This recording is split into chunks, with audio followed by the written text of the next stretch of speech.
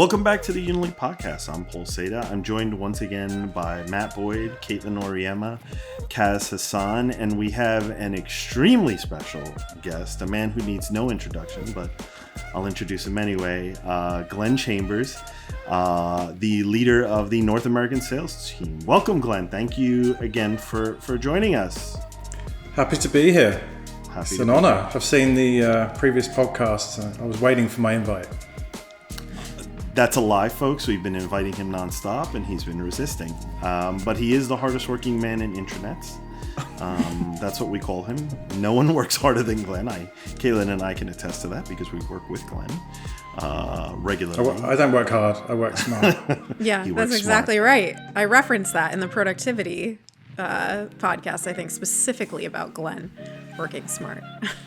It was so hard to get Glenn, though, because he had some emergency personal surgery he had to do, and he put it off just for us. Just for us, and we're grateful for that, Glenn. Yeah, I was in a lot of pain. I have a wisdom tooth that isn't very wise, impacting, and it's coming out next week, so I've got oral surgery and lots of soup and soft foods in my future. You poor man. I'm so sorry for you. Had to get in there while he still had some of that wisdom left to share, I think. I was waiting for somebody to make a cat joke. I was like, there's a joke somewhere and I'm going to get in with it. Somebody had to do it. Thank you. Oh boy, the can jokes. Anyway, thanks again for joining us. We're really happy to have you here. I did want to check in with everyone. In particular, what's going on with your fan clubs? I saw, Matt, you registered a company in the UK for the Matt Boyd fan club. What's going on with that?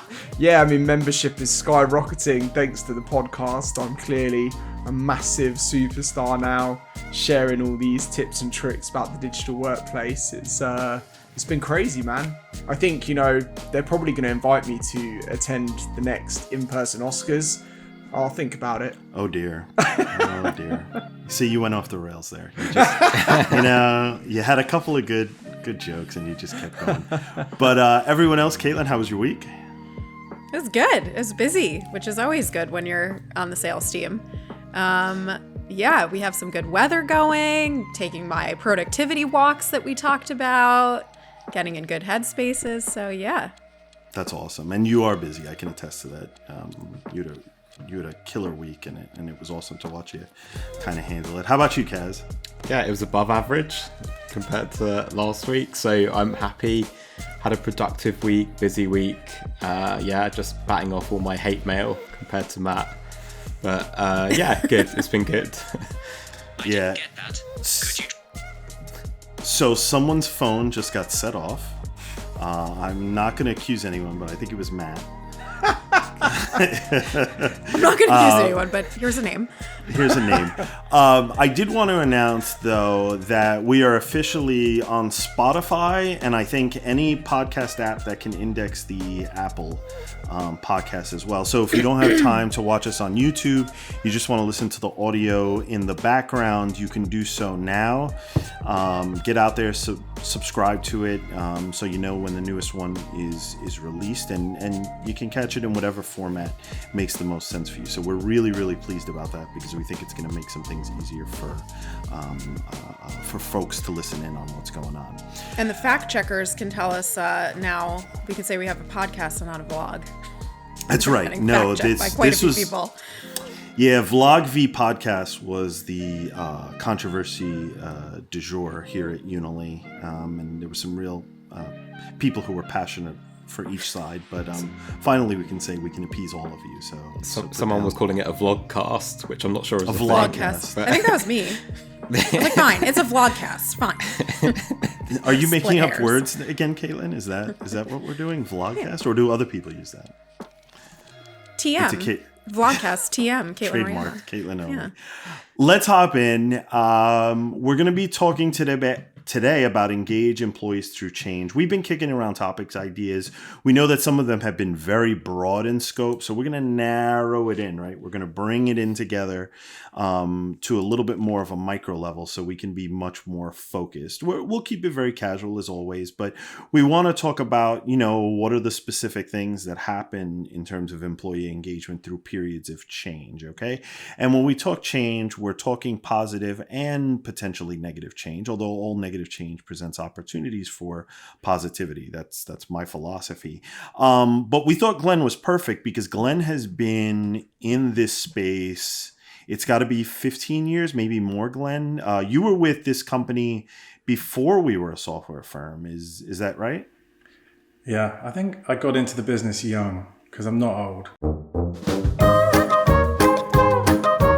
But yes, I've been in the company 11 years. Yep. So we were consulting pre-Unily at that point.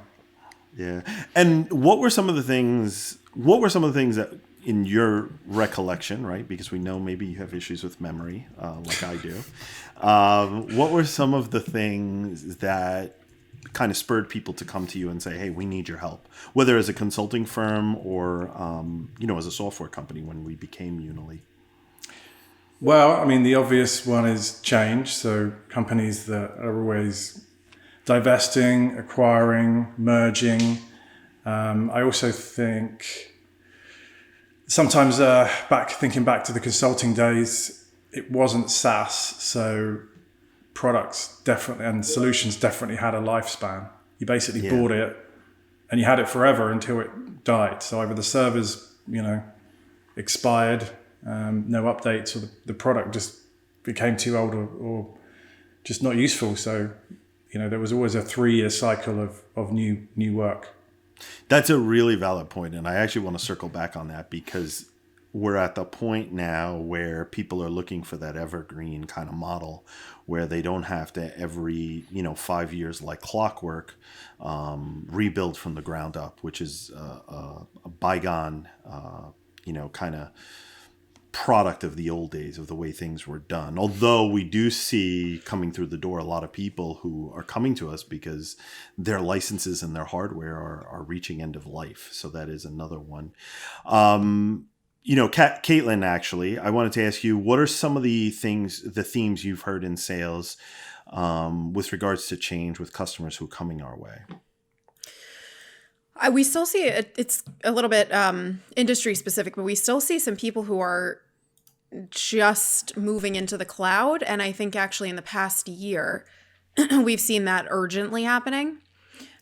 So it's a question, there's different technologies that are pushing them to move even faster. Like, you know what, we're just going to use this new need as an accelerator for moving from on-prem to the cloud. And then there's always might be a use case for keeping some things on-prem, but that's a trend that I've seen coming up a lot relative to like key technologies that some of the names, and I don't know if we want to name names, but some of the names in the space that have just like skyrocketed in terms of all of our enterprise prospects and customers using it. There's like 3 or 4 software companies that like everybody is using all of a sudden because of needs for things like really powerful like HRIS platforms, how you manage your people data, and like ease of use with stuff like that. Collaboration technology, obviously, the ability to virtually collaborate.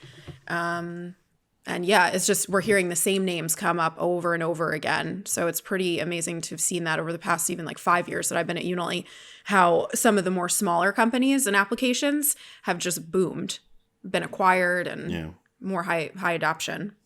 Yeah, and I mean, that was actually how we came up with this topic, right? Because we were talking about the challenges of our own change here at Unily. Positive change, growth, right? But challenging nonetheless.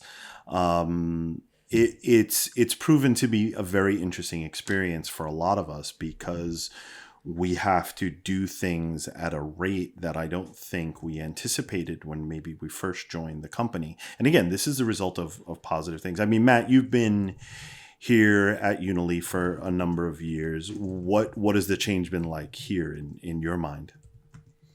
Yeah, I mean, as with organizations that are growing rapidly, I guess growing pains would be, something that we've definitely experienced. But on the whole, I would say it's been overwhelmingly positive because, what we've actually seen is an increased need for the services and the software that we provide, and to know that you're actually having a really positive impact on so many different organizations that you work with is really empowering. It redoubles your belief in the mission. It makes you feel engaged. It makes you feel really positive about the work you're doing. So that change, that growth especially, has really increased Unily's reach, increased our ability to help organizations around the world. So massively positive. The flip side of that is that as with any rapid growth, you quickly realize that you need to put into place new structures, new support mechanisms, to sustain that growth, and crucially to support the people that are responsible for driving a lot of it. You can't just say, cool, we'll just double our headcount overnight and then there's no one to lead the teams. And I think there's all of those kind of challenges that come with the positives of growth, and that's been interesting. For us, I think, though, the really cool thing is it's netted out in loads of new opportunities for lots of people internally have. And I can speak to this from my own personal career experience, have been able to move quite fluidly between different roles until they found their niche, found their highest value position within the business. I mean, Kaz is a person who has in fact switched roles because we've had this massive amount of change. What's your thoughts on the change, Kaz? Because you've been at Unily now how long? Almost 2 years. Almost it feels 2 like years. Shorter, but yeah, it's crazy. It's gone fast, right? Mm-hmm. And you transitioned roles. That's a relatively quick transition, 2 years, because now you're in a really different role. I mean, what has it been like watching that change in the 2 years? Because it must have been lightning fast for you. Yeah, so I came in on the consulting team, working with people like Alex, helping customers on board, and that for me was my bread and butter. That was something I was comfortable in. I kind of came in, found my feet quite comfortably. But I came in at a time of investment in the company, and you see a lot of change happening around you. As Matt said, you find people finding their feet, finding the right roles for them. And when this kind of opportunity came up, it was not something that I was particularly well versed in, but what's great is that it provides you with a platform to explore a little bit, in the sense that, okay, I'm in an environment I feel comfortable. I'm with a company I like. I'm working with people I like, and hell, why the hell not try something new? And I think that's what I like about this kind of positive period of change, is that it provides people with a little bit of comfort, where it gives them space to grow, learn new skills. And ultimately, the skills you get as well in these sort of positive periods of change are, I think, quite unique. It gives you a level of comfort, and you get to experience things that you might perhaps not in the kind of average, in the average company you work for. So it's positively impacted me. And when I originally transitioned over, it was something I was like, let's see how this goes. Let's see if it works out. But now I've really got my feet under the table, and working with people like Matt, I feel super comfortable. And yeah, I can't see any way back now. Yeah, Matt has thoughts. Matt looks like he's about to say something. Matt has thoughts on this. He's going to say he's no, terrible. That's not how it went. Yeah. Well, I was actually going to say the really interesting point that you drew out there, Kaz, is that not only was the company was growing, but the opportunity it then gave to each of the individuals was, we're very in sync with the flow of the organization. The company was growing, and it allowed for a great deal of personal growth and personal development at the same time.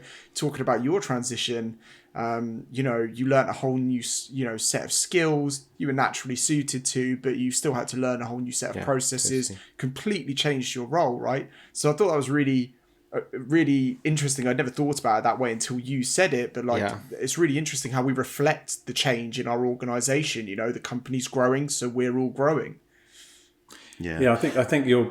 Oh, you got a special guest. No, go Glenn. Go Glenn. I want to hear your thoughts because you've been here longer than any of us. Well, I've got a couple of things. One, I was just thinking about what you were saying, and I think you're both examples of where you're really investing in the person and not the role, because there's always a place in a company for someone who's got the right stuff, right? Even if I'm thinking about Unily, or we used to be called Brightstar. We were time and materials consulting company, and then we found a better way through a product, and we had to switch the entire company to SaaS. No more time and materials projects. That was a huge change, and I think that the whole company mission, everybody's jobs, went from a wholesale change, and it was really interesting to get through that. But the amount of people, the core leadership team and the core people that were there in different roles are still here now. They just had to go through that transition. So it's about, there's a lot. But the other thing I was pulling out was we're talking about the good side of change, right? Because we're in a company that's growing. We're in a company that is in an industry that's like really valued right now. But when I think about our customers, I mean, I've been through it, but if we went through a merger, right? It's uncertainty, I think, in that period of and how technology can help with that is probably a topic we're going to get onto around, communication and letting people know that things are going to be okay. And because people resist change and they're scared of it. Yeah. This just in, we've been joined by a member of the Unily family, Michael Pike. He's on an island somewhere. We don't know where. Mike Pike, where are you? Yes, so as you can see, I'm in Aruba. I'm on the beach, working remotely from here. Unbelievable. This is insane. Yeah, that's not fair. I That's didn't not know fair. this was even a thing. This is How crazy. engaged? Yeah, right. How engaged would you say you are right now, Mike? Given I am, especially on a Friday, pretty engaged. you seem very engaged. You seem very well. Listen, The only problem is the computer does overheat sometimes, so I don't like to work from the beach. Because it's so warm. hence Life is why, hard, isn't it? and that's why you retreated under a luxurious tree Oh, to yeah, make sure actually, your my computer was cactus. safe. Oh my god. All right, that's obnoxious, but that's awesome. Thank you so much. You look wonderful. We're all extremely jealous. Truly living the work from anywhere lifestyle. Yeah, I know. That's the. It is crazy thing. amazing. It really is amazing. And don't talk to Can't any see of my us tan. ever again. You look fantastic. We're jealous. Enough. Enjoy your weekend, Mike. Thanks for popping in. Amazing. Bye. Bye. Bye, mate. Cheers, I buddy. mean, that's That crazy. Arubian, or how, I'm not sure the correct word. That connection's not bad. Yeah, that's a Impressed. pretty good beach connection. Yeah. He's got some coconuts strung up with some wire. With some wire. Have you guys between ever them. seen Gilligan's Island? Yeah. That's what I feel No, like we've Mike never has going heard of it. on. Well, I don't know who watches Gilligan's Island. But remember that radio that was built from coconuts that just worked?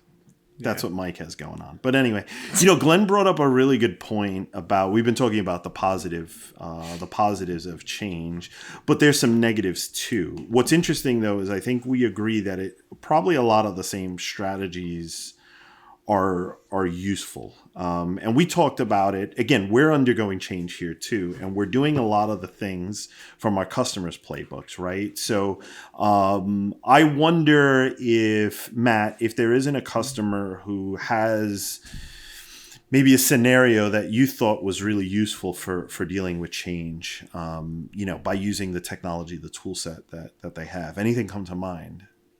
Yeah, absolutely. And it's funny because you mentioned at the start of that question as well that, we've talked a lot about positive change, or not even a lot, I guess. We just talked briefly about positive change, but there is obviously the negative side of change as well. And there is some overlap in both in the way you address change, whether good or bad.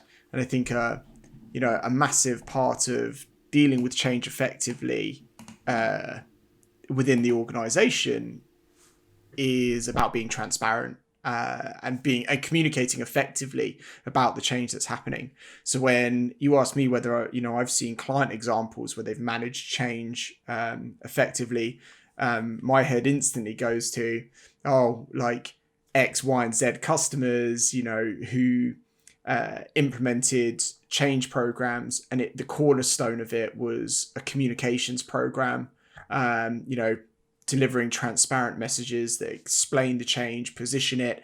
Because I think, you know, and Glenn mentioned that people are afraid of change. And, you know, I agree, but I think a lot of the fear is also predicated on the unknown.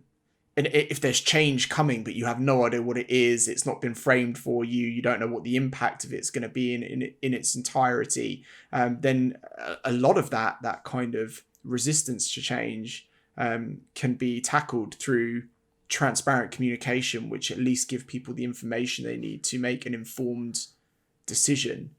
So transparent communication campaigns, you know, whether that be intranet like communication campaigns, whether it's using you know, emails, however you have to reach those people to communicate effectively. That for me, I would say is one of the biggest takeaways, and I could list a dozen or more clients. In fact, we could probably list all our clients right now, because one of the biggest changes is the move to remote work, and we've just had Mike dial in from Aruba, just kind of living that experience. But they're all going through that change right now.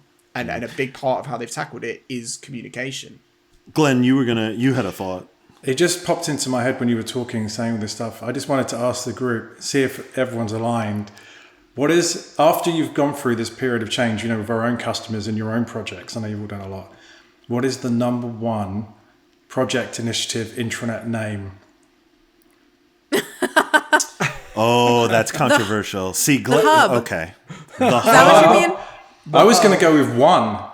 One? Really? Oh, I feel like because everybody one, picks right? the Because the project always becomes like, how do we get these two groups together, right? How do we? Oh, you're talking about M&A stuff. Deal with the change and deal with the uncertainty and the fear, like transparency. But then it's maybe through a project like an intranet.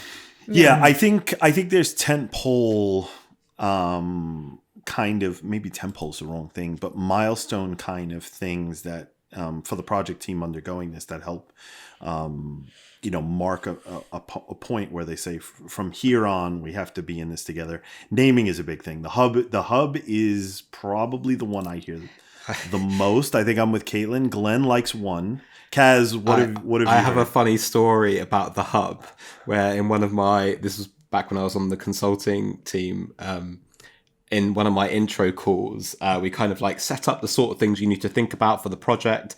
And name is one of those ones, because it's one of those things where it's not, on paper, it's not difficult, but it takes people a long time to agree. And people do surveys and things like this. And in the first intro call to this client, and we get on really well now, so if they do watch this, don't know who I'm speaking about, but I was like, also, like, one thing you probably want to get the ball rolling on is names. So like, have a think about what you can call it, just don't call it the hub.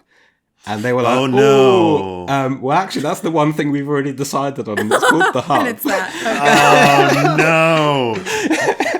Kaz's mouth, meet Kaz's foot. It was, but what was funny is that there was clearly a bit of like, this debate had already happened, so they were able to take it in jest, and we had a bit of a laugh about it, and they still want to change it, but it just that name came up, and I was like, oh god, I've got bad memories about that. So be careful what you say. We even say that too on our side before our onboarding team works with customers too. It's like, what can we do to get ready for this change too? And it's like, well, you start gauging, employee engagement surveys, things like that, defining your personas, think about what your new name is going to be. And when they say like, well, what creative ideas do you have? And we always say that too. Like, well, if you're going to do anything, just avoid that one, because that's what everybody calls their site. So maybe one will be the other one we say. Just don't call it one, because that's what everybody does. You guys are not being generous. You're not, there's, first of all, we have a different perspective because we work on so many of these things. For a lot of our customers, they may only go through a couple of intranet launches in their life. Yes. So I think if a word at least is makes it cohesive for people to understand that this is something that it's fine. Matt, did I steal your thunder? You totally. Yeah, no, I'm We're the on worst a person wavelength ever. today. We're on a wavelength. It was spot on. I was going to say there is something beautifully simplistic about the hub and one, and for those, literally, you've said it all already. I'll just be quiet now. But Well, they're No. great names. I'm not knocking the name, to be clear. Like, all respect to our customers. Those are great names. But that's very true, actually. I didn't think about that. There's my lesson learned of the day. Well, She's gone early. let's go back to something Matt said. Matt said the during change, the importance something to the effect of transparency is key, right? Transparent communication. How do you achieve transparent communications? What are some tactics you can use? And again, if any customer examples come to mind, like share those. We don't have to name them, but I want to know what people are doing out in the real world. I certainly have strong feelings about this, but what have you guys seen? Anyone got a good example? Caitlin seems to be straining as she thinks. Yeah, I feel like I've been on the sales side and then the delivery side of customers who've gone through mergers and acquisitions, and I think the key to the successful change management, though, and you'd have to talk to the employees to see if they agree with me, but from what I think they did well was getting ahead of external announcements about things too. Because when you as an employee, when other people find out about something before you do, that's when you lose trust in your leadership, the belief in the transparent culture you're supposed to have, right? So it's preempting them, noting things as proprietary, or putting people under an embargo or whatever. And then having spaces, dedicated to full resource centers for you to access on demand at any point in time for information you might need. How do you respond to the press if they ask you a question about XYZ? Because with a big company and big transactions and mergers and stuff, that is relevant. So how do you respond to this if somebody asks you, what are you allowed to talk about? How is this going to impact my job and my line management?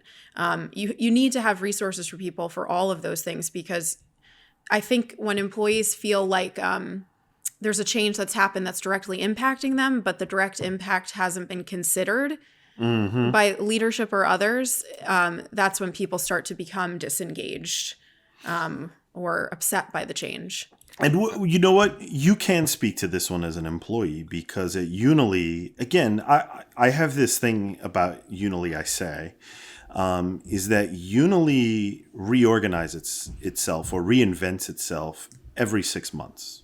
Okay? Every 6 months, something happens in this company that is big, would be huge elsewhere. And we somehow manage to do it. I mean, I'm 4 years in at this point. Glenn's 11 years in. People are able to do it, and I think that's part of it. I mean, Matt and Kaz have gone through this. Matt definitely, where we've communicated a big change internally first, right before the external. And I think of our releases and sometimes our reorgs. What's one that comes to mind, Matt, recently? That may not have worked out well, because that's okay too. Well, I think the one I always think of is the awards, because we find out we've won the awards. I don't know, my head's always going to positive places. I guess You're a super positive guy. That's okay. You can go to me next. It's so annoying. It's a byproduct of belief in the mission and belief in the company, I think. But the thing I was thinking of was awards, right? So we find out about awards in advance, and it's really cool because we are actually in in a position where we're not allowed to say anything, obviously. And for the company giving out the awards, that's very important that we don't say anything. But then when we communicate it internally, the headline on the big breaking news article on our intranet says, "We've won X award, but ... shh, it's a secret." That's the headline. It's like we make a light-hearted joke about it, and then in there it will say, "Obviously don't tell anyone about this, you'll get us in a lot of trouble." But the headline is shh. And I mean, we have our quarterly updates as well. And quarterly updates at Unily are, they're town halls like everyone else, but because we're growing so fast, they're big events, because we almost need to look quarter by quarter how are we doing? How's the growth trajectory going? And what's going on with culture? Kaz, have you been involved in any of the culture initiatives here at all? I'm curious. I don't know if you have. I was just curious. I mean, so there's a culture committee, which I don't directly sit on, but we all impact culture, don't we?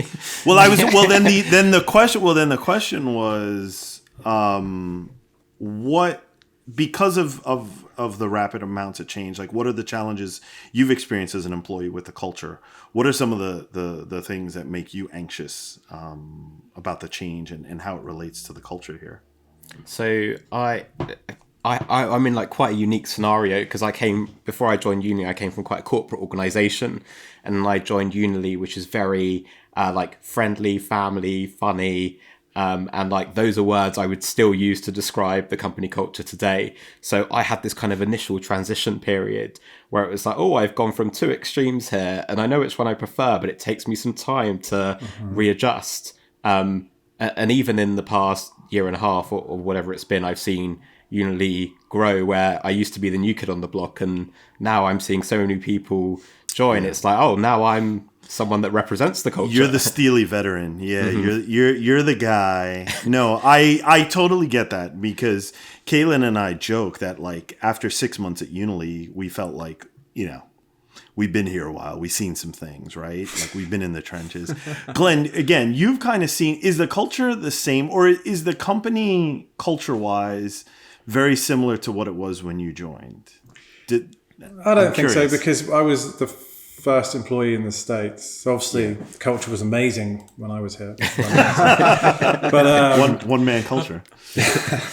But it was rapid growth, but it's a bit scrappier when there's the fun stuff, but when you're a startup, you've got to like make ends meet, I feel like now, what are we now, approaching 250 or something people?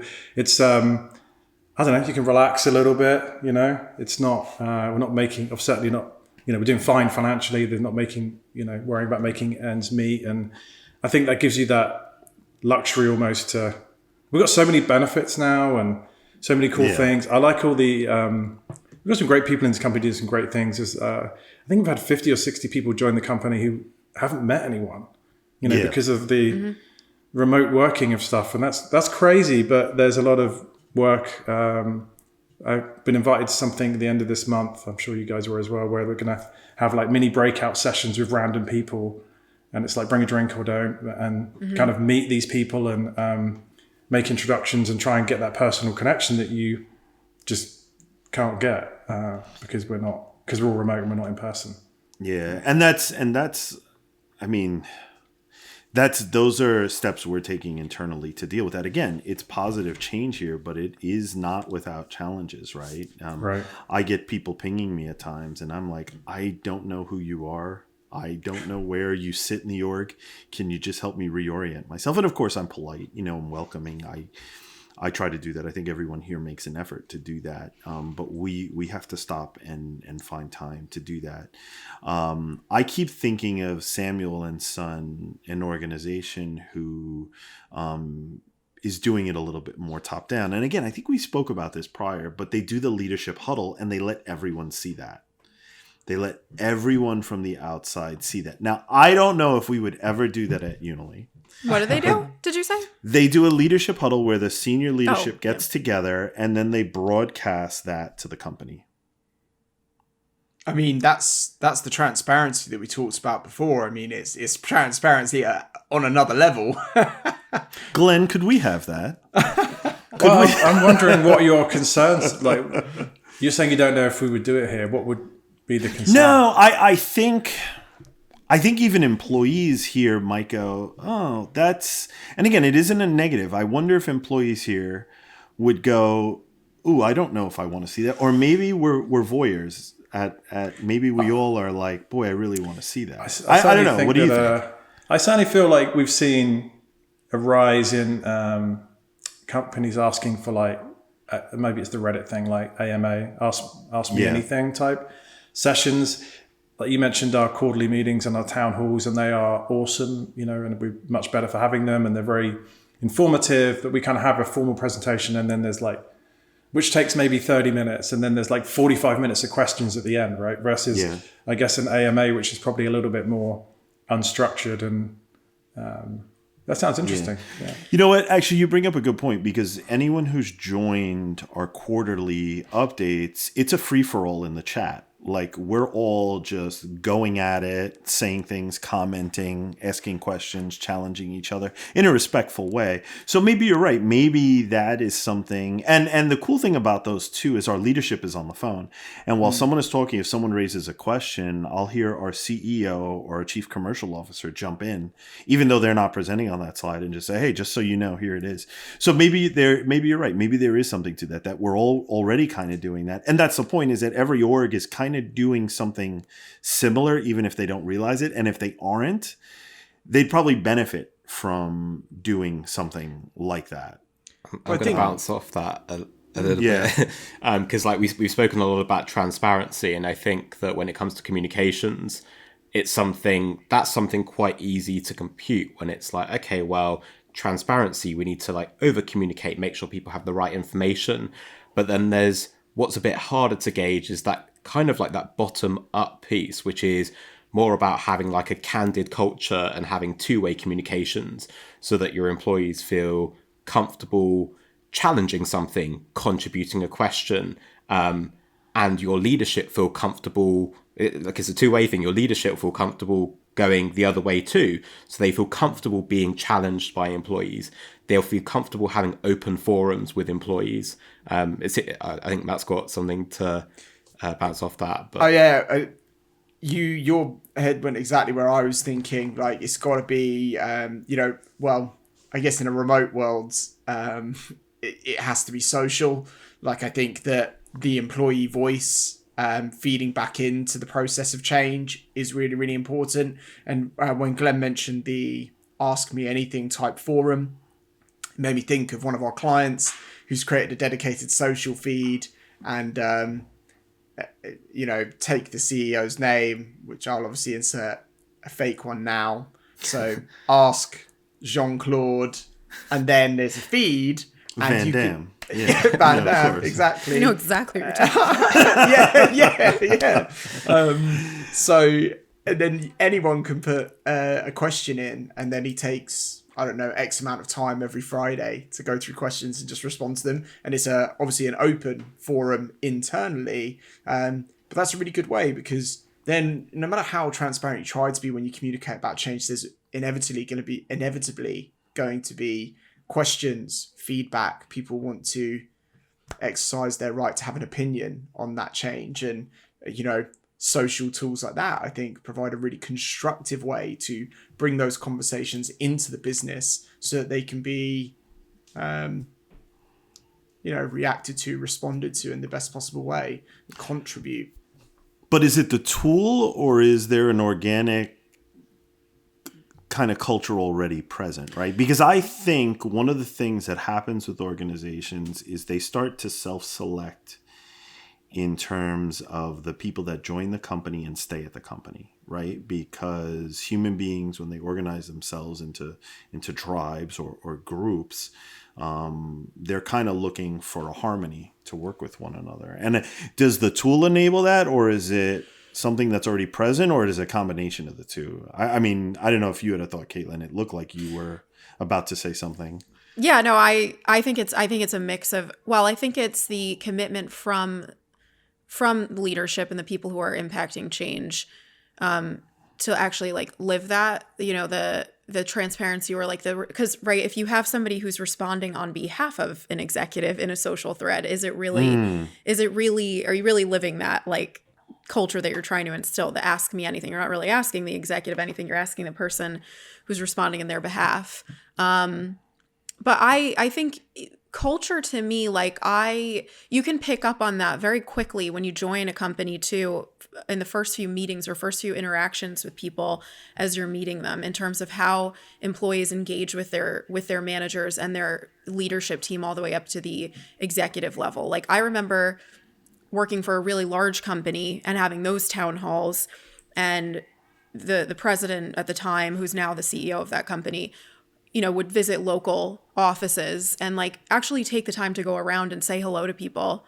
And that made everybody feel like I can actually ask questions in this town hall. I can engage with her and be honest. Now, granted, because of the size of the company, some of that stuff had to be vetted beforehand. But at a company our size too, I remember the first town hall I joined that was run out of our global headquarters in Yixing, and I could see kind of the casual vibe, which kind of immediately made me feel I can ask questions in this about some of the changes happening within the first few months of me joining the company.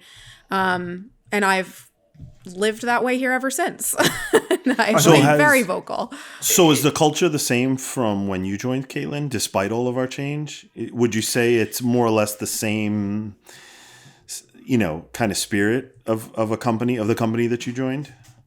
I'd say in spirit it's the same. I think there's the challenge that you said, which is as you grow, even though we're not growing from 5,000 to 10,000, it's 50 to 200 or 300. The challenge is like knowing every single person's name and what they do when you see them. Like I used to be able to do that. I knew everybody, but now it's like I have to take the time to go to their profile, look at their org structure, look at what they do, where they work. But the culture wherein people we're pretty flat from a communication standpoint. Nobody's off limits or guarded, at least in my experience. Like, so you still have those access levels. So that like innate culture we always had with that casualness is there, but we're just bigger and we have more processes in place that help people do their jobs better. So that's okay. So I want to hit on something before you say something, Matt, because I had something happen this week where we've made some shifts in terms of how requests from the sales team get brought to the product marketing team. And this is very different when you're a 50-person company because you can send an email, pick up the phone, shoot a message to the guy in product and be like, look, I'm thinking about this. What do you think about that? We cannot do that anymore. It is not possible for everyone in this organization to reach out to the product team and say, I have an idea. Can you run with it? Or can I achieve this with the out-of-the-box stuff? So are those types of structures a natural outgrowth? I mean, I guess, Kaz, you sit on the product marketing team. Mm-hmm. Do you prefer a little bit more structure with the stuff coming in, or do you think the freewheeling stuff, the nature of what you joined, is preferable to a certain extent? Yeah, I thought you were going to use that as an opportunity to be like, so are you going to do this product feature now? I was, but I was getting the signal from Caitlin, like, don't do that. Let's not start a fight. No, go ahead, Doug. Go ahead. Because I probably go against that process. That's why I'm like, yeah, everything's the same. We could do whatever we want. I think, like, as you... the thing is, right, as we grow as a company... what's interesting to see from being on the product marketing side versus being on the kind of onboarding consulting side was that being on the onboarding consulting side, I have a very specific view of, I could reel you off the next 10 features that I think should be in the product. And they're all valid features as well. And I think being in my current role, it's helped me to kind of understand the balances and trade-offs you have to make. Right. And it is tricky. Like, it's not an easy thing to do. Because you've got so many, as you grow inherently, what starts off being 5 stakeholders, then you've got 10, and then you've got your whole customer community. And we've got so many channels, and we like to be open, right? Right. We spoke about this candy culture. We encourage people to, we've got an internal ideation platform. We've got a customer community ideation platform. And of course, we've got so many other channels that people ask questions and contribute ideas. So my point of view would be like having the right structure in place to add the right prioritization to features, make sure they have the right impact. I'm a fan of that process and that structure. It's a difficult thing to come to, and it takes a bit of fine tuning. But I'm always a fan of kind of having that sort of process and structure in place to evidence the fact that you've considered it. And Matt, what are you doing? We keep talking about transparent cultures here, right? But what is the product marketing team doing to be as transparent as possible? And I'm putting you on the spot because this affects me. No, it's good. I'm hijacking this. No, it's good. It's and then I think I want to know what Glenn's philosophy is coming from the other side. But Matt, what do you guys do to make sure? Because sometimes again, everyone is used to having their voice heard at this company. And we're at the point where we may not be able to have your voice directly impacting things. So what are you guys doing to kind of mitigate some of the hurt feelings? Well, I mean, so I think what you're actually picking up on in terms of that that process in our organization is actually a really interesting point about change within our organization and within many organizations, because actually I don't think that change in process from being able to go directly to a team is necessarily, in our organization at least, predicated on the growth of the organization. I think the change that we decided to implement was to democratize the process. We don't design our product in isolation. When we were a smaller organization and we first created the product, it was designed, exclusively almost by our product team because it was a nascent thing. It was quite new. We were one of the first organizations really to bring, an out of the box, platform to market that could do these kind of intranet capabilities. And I think what we've actually done is democratize the process of designing our product, whereby rather than one set of opinions feeding into it and therefore a few people being able to throw something into the mix, we've actually created a process which is designed to take into consideration what our clients need, what the market says that people should or will need in the future, as well as marrying that against the experiences of our own internal experts. And to that point of democratization and that instigating change, you see that in processes, but you also see that in our interactions as well. So when Caitlin talked about the town hall and we talked about giving people a voice and then being able to kind of get involved, in a sense, we actually give them an opportunity to instigate change as well. I don't know if you remember, but a little while ago in one town hall, someone in the chat said, can we make X day a public holiday in the US? And then a couple of town halls later, they were like, yeah, cool. Somebody flagged that as a question. Can we turn that into a public holiday? We're going to do it. So you're democratizing that. So you're both instigating change and a part of the process that kind of delivers the results, if you see what I mean. Yeah, I think I see what you're saying. I think what you're saying is you think we've actually gone more extreme with how open we are in terms of accepting feedback. In a good way. In a good way, yeah. Glenn, I wonder, because this was a big change for us in our role, how do you think we strike that balance where we're communicating, giving feedback rapidly, but also doing it in a structured way? And I'm really curious what you think here. I'm really curious because I think it impacts organizations across the board, this type of change. I'm just thinking about the change that I've seen is at one point, this is 5+ years ago now, but it'd be like, we need this feature to get this deal, and it would be very reactive and there wouldn't be that much thought in it, but you'd get what you wanted. And it would happen. Whereas now, I mean, I don't envy Kaz's position because, I mean, obviously I'm firing stuff at him all the time about what I need, but I'm just one of many different stakeholders in this, It's a hard balance to strike. I think Matt is right. It is very transparent right now, and everybody can, there's many different mechanisms to put ideas in. The challenge I think that Kaz and his team have got now is, when he's got 100 ideas, it's like, how many times do you put ideas in and they don't go anywhere? And then do you start feeling like, I'm not talking specifically about me here, Kaz, but how many times you keep suggesting the ideas and then, you don't get they don't go anywhere, right? Or the other thing is now so that would be, negative experience, the transparency. But the other thing is we've moved from, I think what we did, Matt, you remember that? What was our cadence of updates? Was it monthly? Something like that? It was insane. And we've moved to sort of 3 a year now, or 3 or 4 a year. So you're planning, what we're planning, even if Kaz said, that's an amazing idea, Kaz and his team, and we're going to do it, I mean, you're really thinking, at this point, you're thinking like Q4, right? Because of the way things have to get planned in and built and tested and, reliability.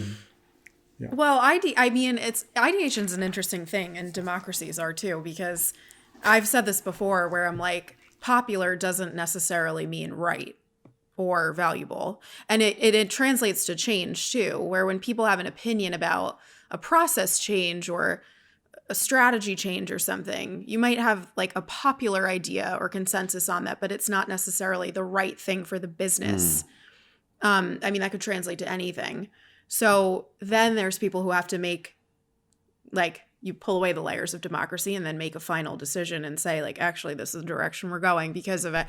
But it's providing the reason, managing that change or the communications it's all about how it's delivered too. Not just about like people's ideas on a product, or it's relates to anything really that people are communicating in a company.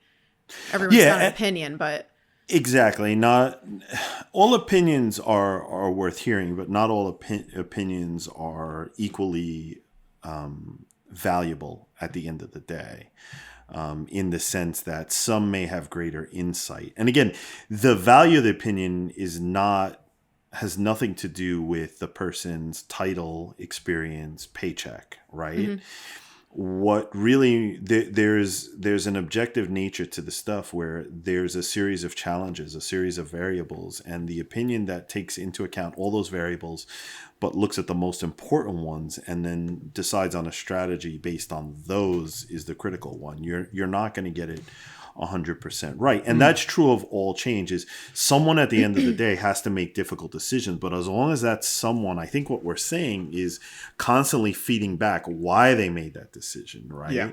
Why they're doing the things they do. And again, not everyone may agree with the why, but if you set the tables, you're doing the responsible thing in terms of communication and keeping people in the loop. And that's the thing that actually lots of people have touched on, and that you've pulled together, that strand across all those conversations is actually the critical nature of leadership in change. You talked about that one person who's going to make that final call. Caitlin talked about, at the end of the day, someone's got to make a decision, and once all the ideas come together.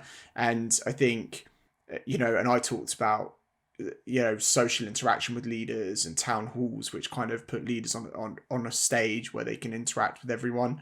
And I think that is a massive part of effective change, isn't it? Is having leaders who are responsible for that change, who can, be seen to both instigate and live and embody the changes that they're implementing. And that when we talk about communicating transparently about change, hearing from the people, the decision makers who are going to kind of implement these kind of change programs. Take the remote working thing. There was a huge spike for our customers in a desire to make their leadership be seen and heard, because everyone had to move to remote working, and much worse change as well in the form of furloughs and, again, I obviously hate to mention it, but redundancies as well. It's been very trying. And so people were like, our leaders need to be seen. We need to provide them with a platform where they can be transparent, they can be authentic and talk about this change.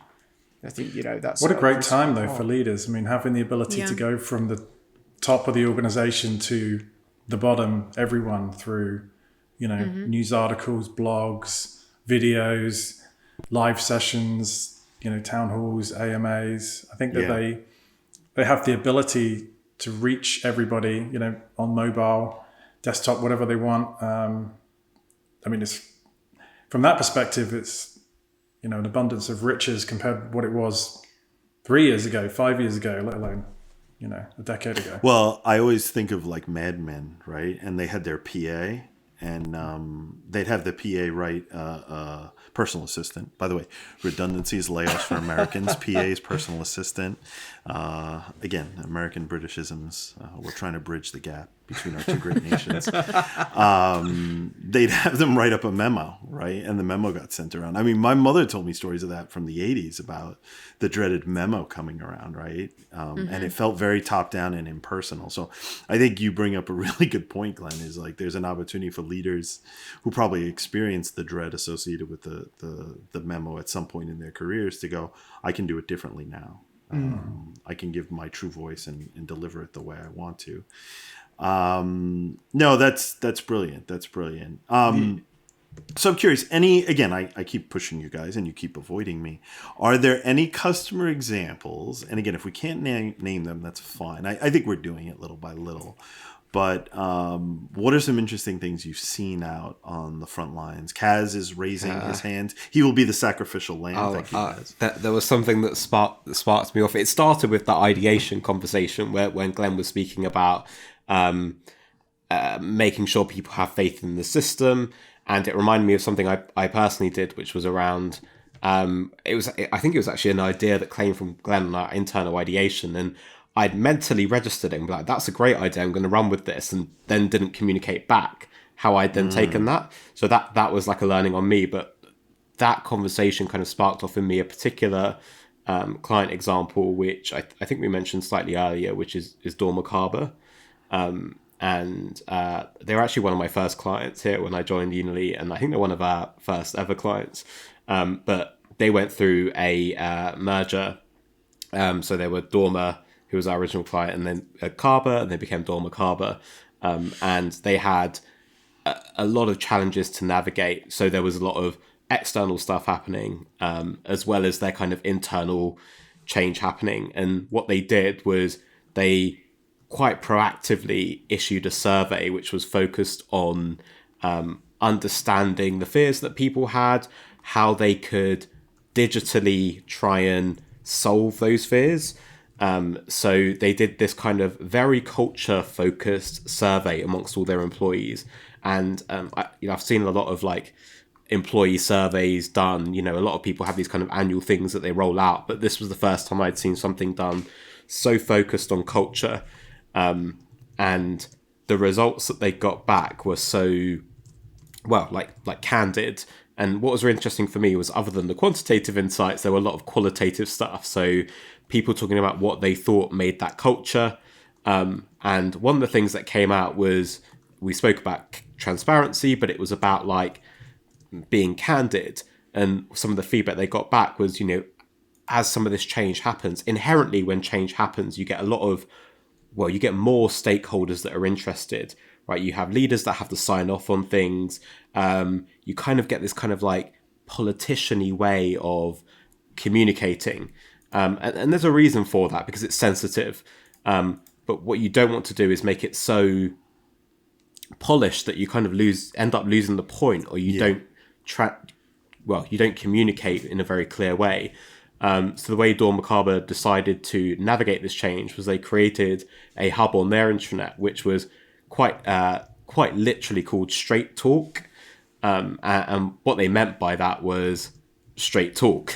So it was a hub dedicated exactly to all of their communications focused on sensitive topics of change. And it ended up being one of the most well-adopted parts of their platform, because it was like, everyone is focusing on straight talk. I want to see what people are saying at this. And they were very conscious about the language they're using, right? So it being very clear, frank language, not polished up.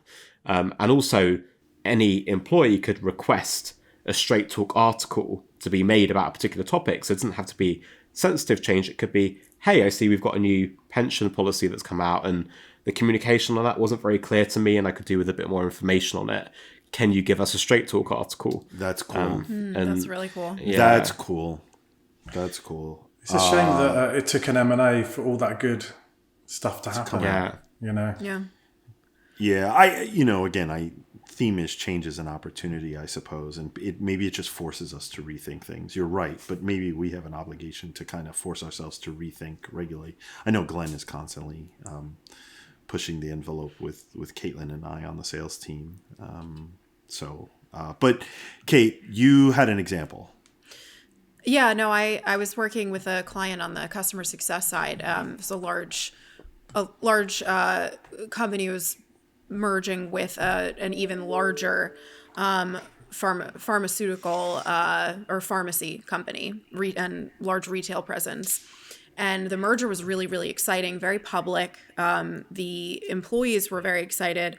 They implemented a digital workplace change board of people who were stakeholders from different parts of the business, because there was all this technology merger happening as well, which is super important to consider when you have employees coming in using different apps and tools and intranets. So it takes a long time for large companies to merge. Kaz was, I think, alluding to that too, or referenced it, but almost a year had gone by, and they were surveying employees about, how are you feeling post-merger, environment type stuff. And the feedback was a consensus of, we still don't even feel part of this new company.